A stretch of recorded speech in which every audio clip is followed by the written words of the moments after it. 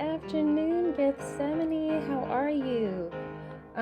Pastor Amy here. Oh, I've got my I've got my computer on my lap as I sit in my office. And I'm thinking about so many things. I am going to be leaving in just a few minutes to go to a dentist appointment to have a root canal finished up. So I think we're just going to dive in today.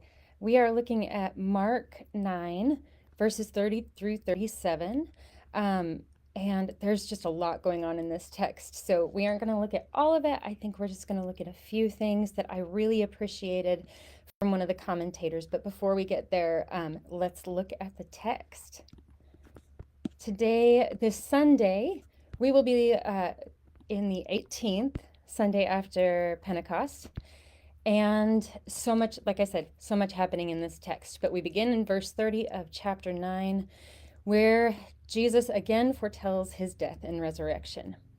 It says, "They went on from there and passed through Galilee.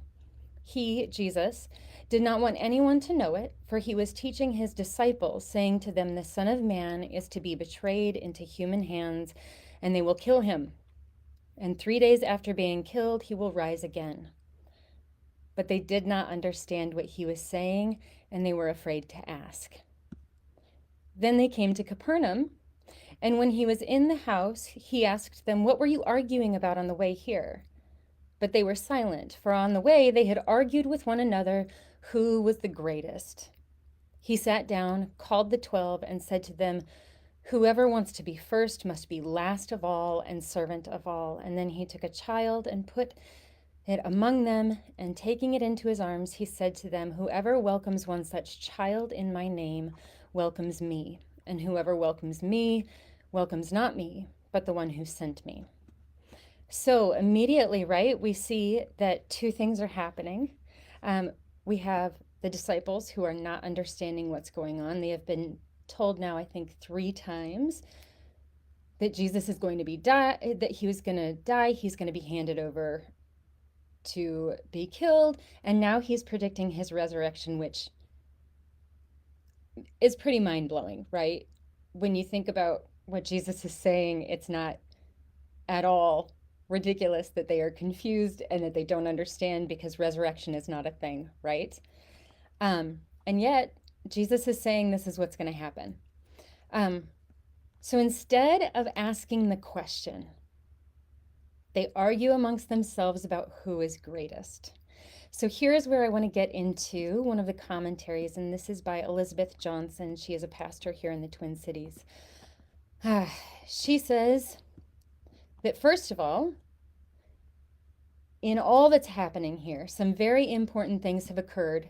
Jesus has begun teaching his disciples about what awaits him in Jerusalem and about the cost of following him. That's Mark 8. He has been transfigured on a mountain before Peter, James, and John, appearing in dazzling white clothes, conversing with Moses and Elijah in Mark 9, verses 2 through 8. And he has told his disciples that Elijah has already come, and they did to him whatever they pleased, referring then to the death of John the Baptist and clearly implying that he himself is the one for whom Elijah has prepared the way. That's Mark 9, verses 9 through 13. And then, immediately preceding this episode, he has cast a demon out of a boy that his disciples were not able to cast out. And now they are passing through Galilee, she continues, and Jesus tries to escape notice when he continues teaching his disciples. And oh, do his disciples need teaching. The obtuseness of the disciples in Mark's gospel is downright comical and at the same time deadly serious. In spite of all that they have witnessed and heard from Jesus, they still do not seem to have a clue what his mission is about. So then he once again predicts the near future. The Son of Man is to be betrayed into human hands. They will kill him and he will rise again. And yet again, the disciples do not understand. And perhaps, Elizabeth says, they do not want to understand this confusing message about a Messiah who suffers and dies, or perhaps they are afraid to reveal their ignorance.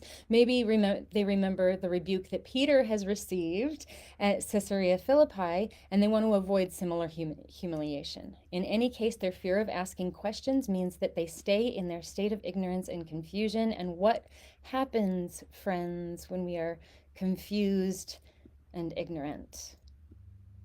We fight. We argue amongst each other. We try to figure out what the answers are while also jockeying for position and trying to prove to each other that we aren't ignorant, that we aren't confused, that we do know the answers, right? I mean, that's just humanity. That's how we are. And Jesus knows this, and he names it.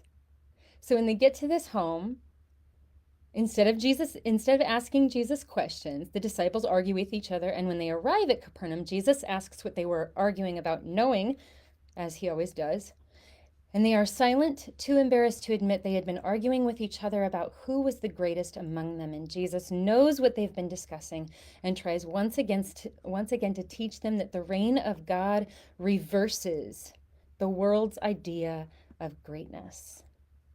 True greatness, Jesus says, is not to be above others, but to be the least of all and the servant of all. It is not to ascend the social ladder, but to rather descend it, taking the lowest place. It is not to seek the company of the powerful, but to welcome and care for those without status, such as the child that Jesus embraces and places before the disciples. Of course, in any culture, including ours, children are vulnerable. They are dependent on others for their survival and well-being. And in the ancient world, their vulnerability was magnified by the fact that they had no legal protection, no status, no rights. And a child certainly had nothing to offer anyone in terms of honor or status, but it is precisely these little ones with whom Jesus identifies. Whoever welcomes this child welcomes me, and thereby welcomes the one who sent me.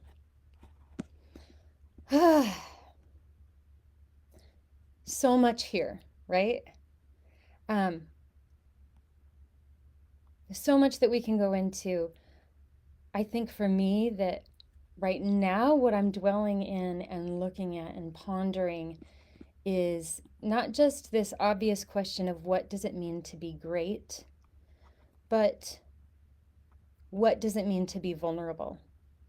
Not only to receive the vulnerable, to identify them properly, to understand that a person or people group that we are working with, that we are welcoming, to identify and recognize their vulnerability, right?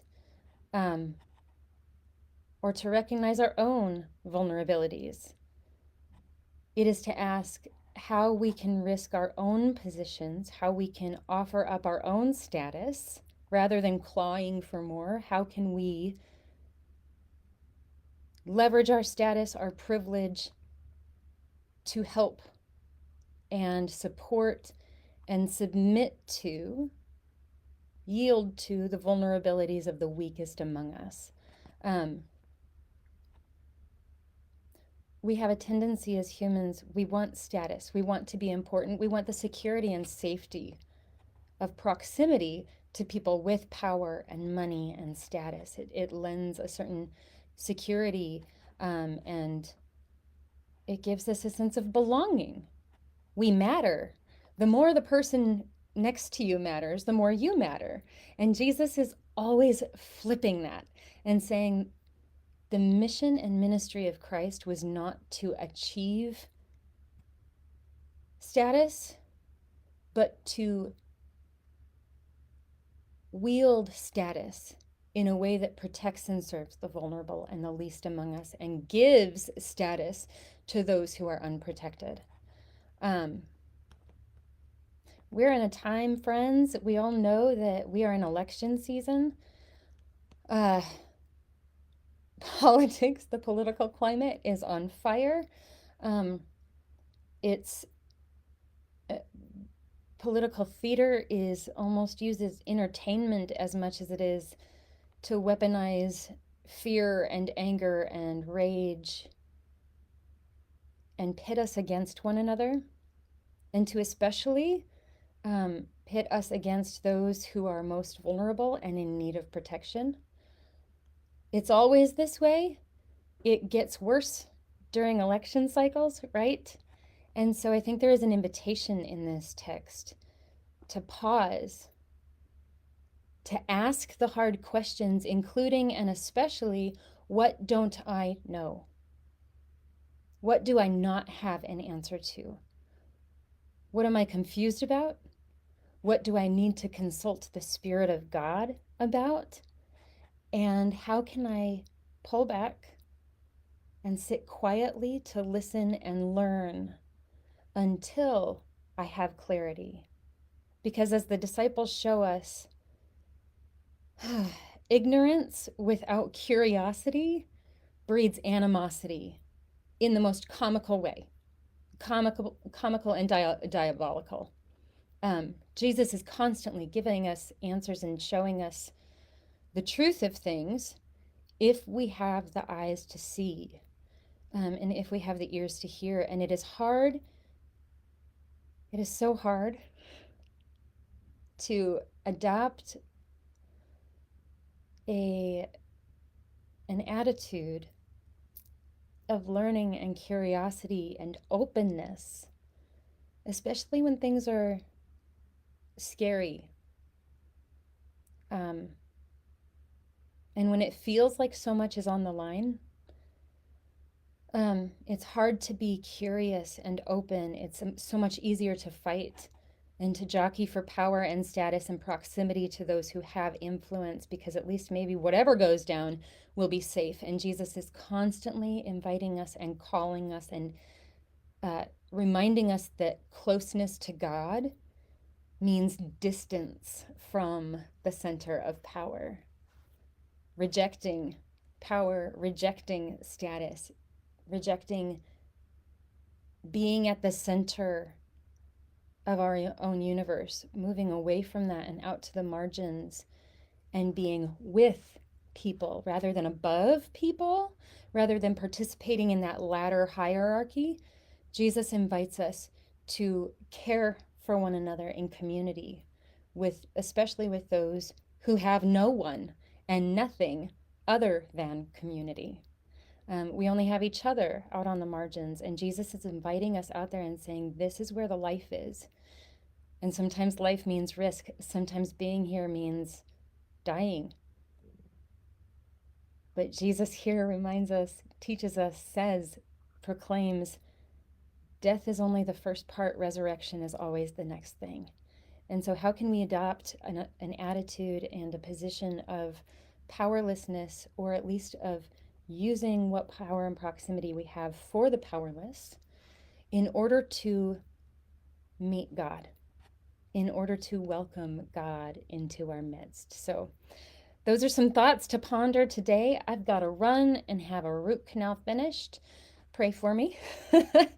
I hope to see all of you tonight at our first dinner. It is our the first meal of the program year, Wednesday night meal. We will be eating from 5:15 to 6:45. Amy is preparing the most delicious, of course, tater tot casserole, tater tot hot dish. Oh my gosh, my Colorado just came out. Come eat with us. Join a choir. Join the bell choir, anything. Just come and be with us, meet your neighbors, and be together in a meal. As we become beloved community, you are invited, you are wanted, you are welcome. Peace to you today, peace to you this week. I can't wait to see you on Sunday. Blessings.